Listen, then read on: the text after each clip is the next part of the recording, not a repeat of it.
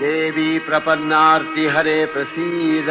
प्रसीद मातर जगतो अखिलस्य प्रसीद विश्वेश्वरी पाहि विश्वम् स्वविश्वरी देवी चराचरस्य आधारभूता जगतस्त्वमेका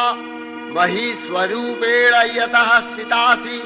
अपां स्वरूपस्थितया तवैतदप्यायते कृष्णम् अलङ्घ्य वीर्ये वैष्णवी शक्तिरनन्तवीर्या विश्वस्य बीजं परमासि माया सम्मोहितं देवि समस्तमेतत् त्वं वै प्रसन्ना भुवि मुक्तिहेतुः विद्या समस्ता तव देवि भेदा स्त्रियः समस्ता सकला जगत्सु तवैकया पूरितमम्बयैतत् का ते स्तुतिः सद्य परापरोक्तिः सर्वभूता यदा देवी